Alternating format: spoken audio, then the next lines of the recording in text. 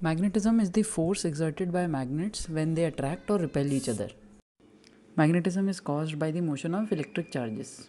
Every substance is made up of tiny units called atoms, and atoms have electrons. So, spinning of these electrons causes them to act like microscopic magnets. In most substances, equal number of electrons spin in opposite directions, which cancels out their magnetism. That is why every material is not a magnet, or they are very weakly magnetic. But in substances like iron, cobalt, nickel, most of the electrons spin in the same direction. So this makes these substances strongly magnetic. Yet they are not magnets. Magnetic field is the space or region around a magnet within which it exerts the magnetic force. SI unit for magnetic field is Tesla. These are the magnetic field lines around a bar magnet. Some of the properties of magnetic field lines are: these are closed and continuous, and outside the magnets they move from north pole to the south pole, and inside the magnet they move from south pole to north pole. More crowded the field lines are, it means in the region the field is stronger, and as the field lines separate apart means the field is getting weaker. Tangent drawn at any point on the field line gives the direction of magnetic field at that point. And because of this, no two field lines can cross each other or intersect each other. Now this is a commonly asked question, that why two field lines cannot intersect or cross each other. Reason being, if two such field lines cross each other, at the point of intersection we will have two tangents or two directions of magnetic field at the same point. This is not possible. Magnetic field cannot have two directions at the same point.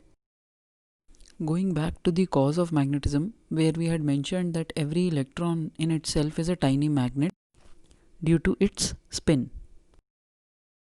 Groups of atoms join in such a way that their magnetic fields are arranged in the same direction. Such a region where they are all lined up in same direction is called a magnetic domain. All magnetic materials are made up of many magnetic domains. In unmagnetized materials, the domains are randomly aligned. In this picture, you can clearly see that in an unmagnetized material, the domains are randomly aligned. And here in the magnetized material, all the domains are aligned in the same direction. Magnetic field due to a current carrying straight conductor. We will be reporting this in the form of an activity. Aim is to plot the magnetic field around a current carrying straight conductor, and the material that we require would be a current carrying thick copper wire, a cardboard, some iron filings, and a magnetic needle with connecting wires and battery.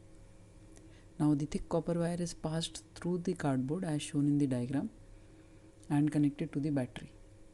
Okay, so you will draw the diagram properly labeled, and in procedure you will have to write minimal steps, that is, arrange the setup as shown, switch on the circuit, and gently tap on the cardboard with iron filings sprinkled on it, and observe the pattern. So we have shortened the procedure because we have drawn a well labeled diagram. Now place the magnetic needle near the wire and mark the direction of magnetic field. The result that we get is that the magnetic field will be in the form of concentric circles around the wire, and the direction can be marked using the magnetic needle. Let us now see an experimental demonstration of the same.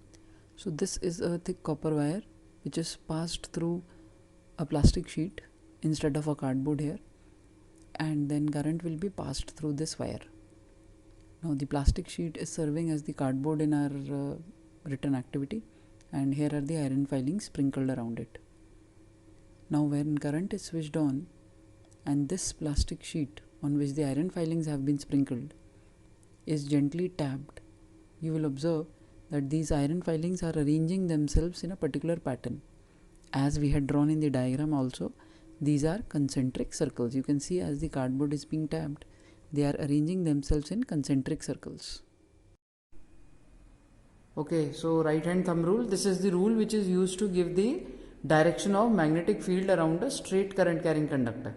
Okay, it says if we hold the current carrying conductor in our right hand such that the thumb, right hand thumb points in the direction of current, then the curled fingers will give the direction of magnetic field around the wire. Okay, so there is a diagram here which is describing the law. The current is moving from south to north. So using the right hand thumb rule, thumb pointing in the direction of current, the curled fingers are giving the direction of magnetic field around the wire. So on the right hand side it is into the plane of the blackboard, and left hand side out of the plane of the blackboard. Okay, so that is how we represent it using the arrowheads.